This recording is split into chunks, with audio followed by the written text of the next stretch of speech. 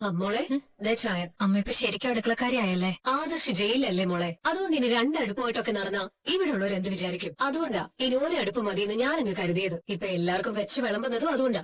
അതെന്തുകൊണ്ട് നല്ലതാമേ, നമ്മള് മറ്റുള്ളവരുടെ സങ്കടത്തില് പങ്കാളികളാണെന്ന് അവരറിഞ്ഞോട്ടെ. എന്ത് പങ്കാളിയാണെന്ന് പറഞ്ഞാലും ശരി, നമ്മുടെ മനസ്സിൽ സന്തോഷാണെന്ന് ഇവിടെ എല്ലാവർക്കും അറിയാം. ഇതിനിടെ കൂടെ ആദർശനെ പുണ്യാളനാക്കാൻ ഇവിടെ എല്ലാരും ശ്രമിക്കുന്നതാ എനിക്ക് അങ്ങോട്ട് സഹിക്കാൻ പറ്റാത്തത്. എല്ലാരും നിന്റെ നേരെയാ വിരൽ ചൂണ്ടുന്നത്. അതുകൊണ്ടാ ഞാൻ ഇടയ്ക്കിടയ്ക്ക് ചോദിക്കുന്നത്, ചന്തുമോള് നിന്റെ മോളാണോന്ന്.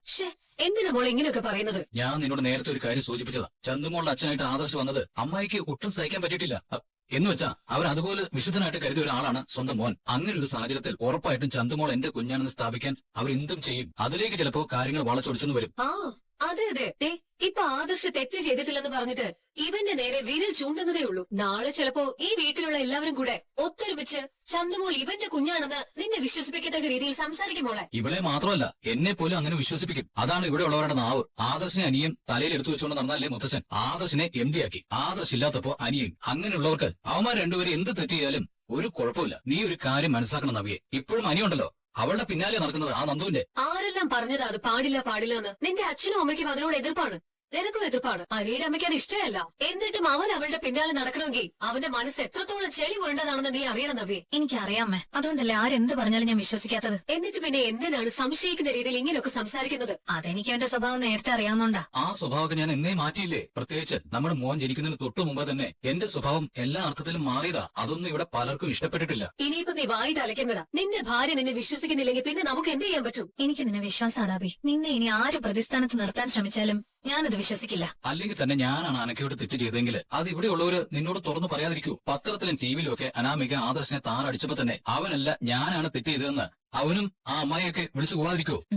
അത് ശരിയാ. പിന്നെ സ്വന്തം മുഖം രക്ഷിക്കാൻ വേണ്ടിയിട്ടാ അയാളെ ഇടയ്ക്കിടയ്ക്ക് അമ്മയും ഭാര്യയും കൂടി ന്യായീകരിക്കുന്നത്. ഇടയ്ക്കൊന്ന് ദുബായിലേക്ക് പോകേണ്ടതാണ്. അങ്ങനെ അവിടുത്തെ അവസ്ഥ. ഇനിയിപ്പോ എന്തായാലും നിന്റെ പ്രസവം കഴിഞ്ഞിട്ടേ പോകുന്നുള്ളൂ. ആവശ്യമുണ്ടെങ്കിൽ പോകണ്ട ആദർശേട്ടാ. പക്ഷേ കുറച്ചു ദിവസം പോലും നിന്നെ കാണാതിരിക്കാൻ പറ്റാത്ത അവസ്ഥയായി പോയി. എന്തായാലും ജയില് കാണാതിരുന്നത് നമ്മുടെ ഭാഗ്യം. എങ്കിൽ ഈ വീടൊരു മരണ വീടായി പോയേനെ. ആദർശേട്ടൻ വിളിക്കാതിരുന്നപ്പോ തന്നെ ഇവിടെ എല്ലാവരും ഒരു ഭയത്തിലും ആകാംക്ഷയിലുമായിരുന്നു. അത് കഴിഞ്ഞ് ജയിലിലാണെന്ന് അറിഞ്ഞതോടെ ബാക്കി സമാധാനം കൂടി പോയി. അവിടുത്തെ പ്രശ്നങ്ങൾ പരമാവധി ഇവിടെ അറിയിക്കാതിരിക്കാൻ വേണ്ടിയാ നമ്മുടെ സ്റ്റാഫൊക്കെ ശ്രമിച്ചത്. എന്നിട്ടും പിന്നെ ആരാണ് അങ്ങനെ വിളിച്ചു പറഞ്ഞെന്ന് മനസ്സിലാവുന്നില്ല. നമ്മുടെ ജ്വല്ലറി തകർക്കാൻ വേണ്ടിയിട്ട് കൃത്യമായ പ്ലാനിങ്ങോടെയാ ആരും നീക്കങ്ങൾ നടത്തുന്നത്. അത് മറ്റാരുമല്ല, ആ ജ്വല്ലറിക്കാർ തന്നെയാ. അയ്യോ, ആര് വന്നെന്ന് തോന്നുന്നു. ഇന്ന് ചായ. അല്ല, ഇതിനകത്ത് പാലും പഞ്ചസാരയും തേയിലയും തന്നെയാണല്ലോ, ഇനി വേറൊന്നും ഇല്ലല്ലോ. മോൾ എന്താ മോളെ പറയുന്നത്? ഞാനങ്ങനെ ചെയ്യോ? ചെയ്യും. അതുകൊണ്ട് തന്നെയാ ഞാൻ ചോദിച്ചത്. ആദർശ് വരാത്തതിന്റെ സങ്കടവും ദേഷ്യമൊക്കെയാണ് മോൾക്ക്. അതുകൊണ്ട് എങ്ങനെയൊക്കെ സംസാരിക്കുന്നത്? സ്വന്തം മോൻ ജയിലിൽ കിടന്നുകൊണ്ടാണ് ആദർശനും ഈ ഗതി വന്നേന്ന് ഇപ്പൊ പറയാത്തെന്താ? ആ സംസാരമൊക്കെ നിർത്തിയോ? അവൻ ജയിലല്ല കിടക്കേണ്ടത്, നരകത്തില. ആരാ? എന്റെ ആദർശനോ? അയ്യോ അല്ല, എന്റെ മോൻ. ഓ, എന്ന് വെച്ചാലേ ഒരു പാവപ്പെട്ട പെൺകുട്ടിയോട് അവൻ ആരും ചെയ്യാത്ത പണിയല്ലേ ചെയ്തത്? അതൊക്കെ ഈ അമ്മ വളർത്തിയതിന്റെ ഗുണ. ആണ് മോളെ, ആണ്. ആണായിട്ട് അവൻ മാത്രമല്ലേ ഉള്ളൂ എനിക്ക്. അതുകൊണ്ടാണ് ഞാൻ അവനെ ഒരുപാട് ലാളിച്ചത്. അതിനുള്ള ശിക്ഷ കിട്ടുകയും ചെയ്തു. പിന്നെ പറഞ്ഞിട്ട് കാര്യമില്ലല്ലോ മോളെ. പിന്നെ ഞാൻ മോക്ക് 1 മണിക്കൂർ കഴിഞ്ഞിട്ട് പാല് കാശ് കൊണ്ടുവരാം കേട്ടോ. ബുദ്ധിമുട്ടണമെന്നില്ല. അതൊക്കെ എന്റെ അമ്മ എനിക്ക് സമയാസമയത്ത് ചെയ്തു തരുന്നുണ്ട്. ഇനിയിപ്പോ ഞാൻ തന്നെ ചെയ്തു തരണമെന്നാ ചേട്ടത്തിയുടെ ഓർഡർ. പറയുന്നൊക്കെ അനുസരിച്ചോ, അല്ലെങ്കിലേ ഇവിടെ വലിയൊരു പൊട്ടിത്തെറി തന്നെ നടക്കും. അറിയാം മോളെ, അറിയാം. നേരത്തെയുള്ള സങ്കടം ഇവളുടെ മുഖത്തിപ്പോ കാണാനില്ലല്ലോ. ഇനി അവൻ ജയിലിൽ കിടക്കുന്നത് ഇവക്ക് സന്തോഷമാണോ? പറയാൻ പറ്റില്ല. ഇവളുടെ ഒക്കെ മനസ്സിലിരിപ്പ് എന്താണെന്ന്. ആദർശേട്ടാ, നല്ല ചൂട് ചായ. ഇതേ നമുക്ക് രണ്ടാൾ കൂടി കുടിക്കാം. ഇനി ചിലപ്പോഴേ നമ്മുടെ കുഞ്ഞിനെ കളയാൻ വേണ്ടി ഇതിനകത്തെല്ലാം കലക്കി കാണൂ.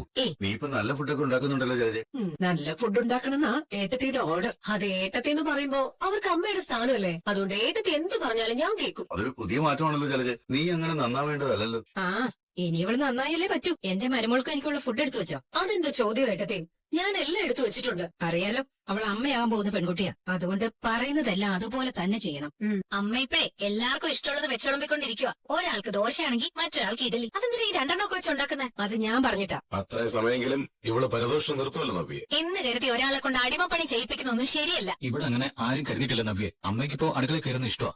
അങ്ങനെ ഇഷ്ടമൊന്നുമല്ല. അമ്മയമ്മ ബ്ലാക്ക് മെയിൽ ചെയ്യുന്ന പോലെ തോന്നും. അങ്ങനെയെങ്കിൽ അങ്ങനെ തന്നെ. ഒരാളെ മറ്റൊരാളെ ബ്ലാക്ക് മെയിൽ ചെയ്യുമ്പോ അയാളെ കീഴടക്കി തരുവാണെങ്കിൽ അവരുടെ ഭാഗത്ത് എന്തെങ്കിലുമൊക്കെ വീഴ്ചകളുണ്ടാവും. ഓ, ഇനിയിപ്പോ എന്തിനാ എടുത്തി അതിനെപ്പറ്റിയൊക്കെ സംസാരിക്കുന്നത്? നവ്യെ, എനിക്ക് ഇഷ്ടമാണ് അടുക്കളയിൽ കയറാനും എല്ലാവർക്കും വച്ചു വിളമ്പാനും ഒക്കെ. അതുകൊണ്ട് ഞാൻ ചെയ്യേണ്ടതൊക്കെ ചെയ്യുന്നു, അത്രേ ഉള്ളൂ. ഏട്ടത്തി വാ, ഞാൻ ഫുഡ് എടുത്തുതരാം. എന്റെ അമ്മയ്ക്ക് എന്താണ് പറ്റിയത്? എന്തോ കാര്യമായി സംഭവിച്ചിട്ടുണ്ട്. അല്ലെങ്കിൽ അവൾ ഇങ്ങനെ അടങ്ങി ഒതുങ്ങി അടുക്കളയിൽ നിൽക്കില്ലല്ലോ. എല്ലാരും സഹകരിച്ചാണല്ലോ അടുക്കളപ്പണി ചെയ്തുകൊണ്ടിരുന്നത്. ആ നേരത്ത് അവനും ഇവിടെയൊക്കെ മറ്റുള്ളവരെ തകർക്കുന്ന രീതിയിൽ എന്തെങ്കിലും തെറ്റ് ചെയ്തിട്ടുണ്ടാവും. അതിന്റെ ശിക്ഷയാ ഇപ്പൊ ദേവയാനി ജലജയ്ക്ക് കൊടുത്തിരിക്കുന്നത്. അങ്ങനെ തെറ്റ് ചെയ്യുന്നവരെയൊക്കെ ശിക്ഷിക്കുന്ന കുടുംബമായിരുന്നെങ്കിലേ ഏറ്റവും കൂടുതൽ ശിക്ഷിക്കപ്പെടേണ്ടത് ആരെയായിരുന്നു എന്നൊക്കെ എല്ലാവർക്കും അറിയാം. ഈ വീടിന്റെ ഇപ്പോഴത്തെ പോക്കാ ഞാൻ ആലോചിക്കുന്നത്. ഒരാള് ജയിലിലായി, അതിന്റെ വേദനയൊക്കെ എല്ലാവർക്കും ഉണ്ടായിരുന്നു ആ സംഭവം അറിഞ്ഞ സമയത്ത്. എന്നാൽ ഇപ്പൊ അതിൽ ആർക്കും ഒരു സങ്കടം ഉള്ളതായിട്ട് എനിക്ക് തോന്നുന്നില്ല. അഭി ജയിലിൽ കിടന്നപ്പോഴേ ഞാൻ മനസമാധാനം ഇല്ലാതെ ഓടുമായിരുന്നു. എന്റെ അത്രയും സങ്കടം പോലും നയനക്കില്ല. ഇപ്പൊ അങ്ങനെ ഒരാള് ജയിലിൽ കിടക്കുന്ന ഒരു ചിന്ത പോലും ഇല്ല. എല്ലാവർക്കും വേദന ഉണ്ട് നബിയെ. പിന്നെ വേദന അടക്കി പിടിച്ചുകൊണ്ട് നടക്കുന്നത് ബിസിനസ്സും കുടുംബവും ഒക്കെ നന്നായി പോകാൻ അത്രയും നീ അറിഞ്ഞാൽ മതി. എടി എനിക്ക് നല്ല വിശപ്പുണ്ട്. താഴേന്ന് ആഹാരത്തിന്റെ മണം അടിക്കുന്നുണ്ട്. അപ്പൊ പിന്നെ വിശപ്പ് കൂടും. അത് ശരിയാ. ഞാനാ മോളെ. അമ്മയാ. ഉം. എനിക്ക് മോൾക്കുള്ള ഫുഡെന്ന് പറഞ്ഞ് ഞാൻ എടുത്തോണ്ട് വന്നേ. നിങ്ങൾ രണ്ടാളും കഴിച്ചോ? അപ്പൊ അമ്മയ്ക്കൊന്നും കഴിക്കണ്ടേ? ഞാൻ കഴിച്ചോളാം. ഫുഡ് താഴെ ഉണ്ടല്ലോ, എല്ലാരും കഴിച്ചിട്ട് പോട്ടെ. ദേ ഇവിടെ ഒരാള് വിശന്ന് വലഞ്ഞിരിക്കുക. അതെനിക്ക് മനസ്സിലായി. അവിടെ ഒരുത്തി മോനും ഇപ്പൊ ഭയങ്കര സന്തോഷത്തില്. പിന്നെ അഭിയുടെ പ്രവൃത്തികൾ അറിഞ്ഞതുകൊണ്ട് ജലജ എതിർപ്പൊന്നും പറയാതെ അടുക്കള പണികൾ ഓരോന്ന് ചെയ്തോണ്ടിരിക്കുക. അപ്പച്ചേ അടുക്കളയിൽ കയറ്റിയതൊക്കെ കൊള്ളാം. പക്ഷെ അമ്മയെ ഇളയമയൊക്കെ ഭക്ഷണമൊക്കെ ഒന്ന് ചെക്ക് ചെയ്തേക്കണം. ഇതിനകത്തൊക്കെ എന്തെങ്കിലും മായം കലർത്തുമെന്ന് പറയാൻ പറ്റില്ല. അതുകൊണ്ട് ആദ്യം അവളെ കഴിപ്പിച്ചിട്ട് ഇവിടെ മറ്റുള്ളവർക്ക് കൊടുക്കാറുള്ളൂ. എനിക്കറിയാലോ അവളുടെ മോന്റെയൊക്കെ മനസ്സിലിരിപ്പ്. അമ്മ ഇത്ര പെട്ടെന്ന് അപ്പച്ചിയോട് എല്ലാം വെളിപ്പെടുത്തുമെന്ന് ഞാൻ കരുതിയില്ല. എങ്ങനെ മോളെ വെളിപ്പെടുത്താതിരിക്കുന്നേ? നന്ദുവിന് ആക്സിഡന്റ് ഉണ്ടാവുകയും ഇവന്റെ പിടിയൊന്നും വരാതിരിക്കുകയും ചെയ്തപ്പോ മോളെ ഒളിഞ്ഞും തെളിഞ്ഞും വേദനിപ്പിക്കല്ലായിരുന്നോ? മോളുടെ വയറ്റിലുള്ള കുഞ്ഞു പോണം, അതായിരുന്നു അമ്മയുടെ മകന്റെ ഉദ്ദേശം അത്രേ. മോളുടെ ചേച്ചി പോലും അങ്ങനെ ചിന്തിക്കുന്നുണ്ട്.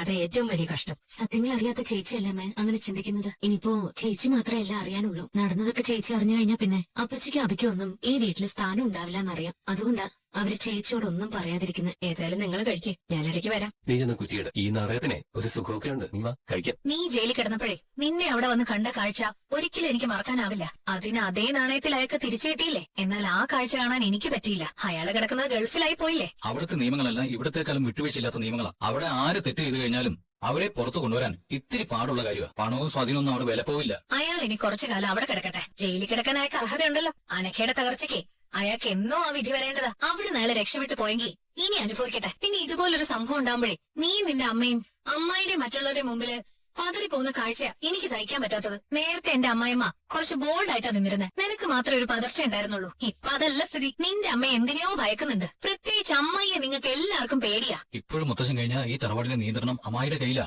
ആദർശിനെ കൂടുതൽ നമ്മൾ പൊളിച്ചടിക്കുക. ഇവിടുന്ന് നമുക്ക് പുറത്തു പോകേണ്ടതായിട്ട് വരും. അങ്ങനെ ഒരു പേടി വേണ്ടാന്ന് ഞാൻ നിന്നോട് പറഞ്ഞിട്ടില്ലേ? പോകണമെങ്കിൽ നമുക്ക് പോകാം. അല്ല ഇവിടെ എന്തിനാ ഇങ്ങനെ കടിച്ചു തൂങ്ങി നിൽക്കുന്നത്? അങ്ങനെ പെട്ടെന്നല്ല ഇട്ടെറിഞ്ഞിട്ട് പോകാൻ പറ്റുമോ നബിയെ? നമ്മളും മൂർത്തീസ് ഗ്രൂപ്പ് ഓഫ് കമ്പനീസിന്റെ അംഗങ്ങളാ. പുറത്തു പോയി കഴിഞ്ഞാൽ അതെല്ലാം നഷ്ടപ്പെടില്ലേ? മൊത്തം സ്വത്തിന്റെ 5-10% നമുക്ക് കിട്ടിക്കഴിഞ്ഞാൽ തന്നെ അതിന് കോടികളുടെ മൂല്യം ഉണ്ടാവും. അതൊക്കെ എന്തിനാ വേണ്ടാന്ന് വെക്കുന്നത്? ഇവിടെ നിന്നുകൊണ്ട് തന്നെ നമുക്ക് പൊരുതണം. അതാണ് വേണ്ടത്. നയനയുടെ ഇപ്പോഴത്തെ അവസ്ഥയിലെ എനിക്ക് നല്ല വിഷമമൊക്കെ ഉണ്ട്. അവളുടെ വയറ്റിലൊരു കുഞ്ഞ് കിടക്കുമ്പോഴേ ഇങ്ങനൊന്നും സങ്കടപ്പെടാൻ പാടില്ലാത്തതാ. പക്ഷെ ഒരു ദയ എനിക്ക് അവളോട് കാണിക്കാൻ തോന്നുന്നില്ല. നന്ദുവിനോടും അങ്ങനെ തന്നെയാ. നിന്നെ നന്ദു അറസ്റ്റ് ചെയ്ത് കൊണ്ടുപോയപ്പോഴേ അത്രത്തോളം എന്റെ കണ്ണീര് കണ്ടിട്ടും കാണാതെ പോയത് അതൊരു വൈരാഗ്യമായിട്ട് തന്നെ എന്റെ മനസ്സിൽ കിടക്കുന്നത്. അമ്മായിയെ ചുടിപ്പിച്ച് എല്ലാ സത്യങ്ങളും അമ്മ അറിഞ്ഞു. അതുപോലെ ഇനി ഇവളും ആരുടെങ്കിലും നാവിന്ന് സത്യങ്ങളൊക്കെ അറിയുന്നുണ്ടോ? ദൈവമേ, റൂമിലായതുകൊണ്ട് ഇങ്ങനൊരു സൗകര്യം ഒത്തുവന്നത്. അതെ അതെ. നീയേ എപ്പോഴും ഈ മുറിയിൽ തന്നെ വേണം കേട്ടോ. അല്ലെങ്കിൽ ഇവിടെ ഒറ്റയ്ക്കിരിക്കാൻ വലിയ പാടാ. പറ്റുവാണെങ്കിൽ നമുക്കൊന്ന് പുറത്തു പോവാം രാത്രിയാകുമ്പോ. യാത്രയുടെ ക്ഷീണമൊക്കെ കാണില്ലേ? അതുകൊണ്ട് ഇവിടെ വിശ്രമിച്ചൂടെ? നിന്റെ കൂടെ പുറത്തു പോകുന്നത് അതൊരു സന്തോഷമല്ലേ? ഞാനതിന് അത് വെറുതെ വേണ്ടാന്ന് വെക്കുന്നത്. അതോ ഇനി വയറ്റിലൊരു കുഞ്ഞുള്ളതുകൊണ്ട് അതിനെന്തെങ്കിലും ബുദ്ധിമുട്ടുണ്ടോ? അതെ, എന്റെ കുഞ്ഞ് ഇതുവരെ എനിക്ക് ഒരു ബുദ്ധിമുട്ടും ഉണ്ടാക്കിയിട്ടില്ല. എന്റെ കുഞ്ഞല്ലേ, അതുകൊണ്ടേ ഒരു ബുദ്ധിമുട്ടും ഉണ്ടാക്കത്തില്ല. എന്നിട്ട് ആദർശേന്റെ അമ്മ പറഞ്ഞത് അങ്ങനെയൊന്നും അല്ലല്ലോ. ആദർശേട്ടൻ വയറ്റിൽ കിടക്കുന്ന സമയത്ത് ഒരുപാട് ബുദ്ധിമുട്ടുണ്ടാക്കി എന്നാ പറഞ്ഞത്. പക്ഷേ ഞാൻ ജനിച്ച ശേഷമേ അമ്മയ്ക്ക് ഒരു ബുദ്ധിമുട്ടും ഉണ്ടായിട്ടില്ലേ. ആര് പറഞ്ഞു ഉണ്ടാക്കിയിട്ടില്ലാന്ന്? ശ്വാസമുട്ടലൊക്കെ ഉള്ളതുകൊണ്ടേ അമ്മ ആദർശേന്റെ കുട്ടിക്കാലത്ത് ഒരുപാട് ബുദ്ധിമുട്ടിയിട്ടുണ്ട്. ദേ ഇയാളെ കരുതിയാ അമ്മ രണ്ടാമതൊരു കുഞ്ഞിനെ പോലും വേണ്ടാന്ന് വെച്ചത്. അത് ശരിയാ. പാവം എന്റെ അമ്മ. ആ അമ്മയെ മനസ്സിലാക്കുന്ന, ഈ കുടുംബത്തെ മനസ്സിലാക്കുന്ന, എന്നെ മനസ്സിലാക്കുന്ന ഒരു മരുമോളത്തിനെ കിട്ടിയില്ലേ? അതെ, എന്റെ മഹാഭാഗ്യവും വലിയ ആശ്വാസമായിട്ടാണ് ഞാൻ കരുതുന്നത്.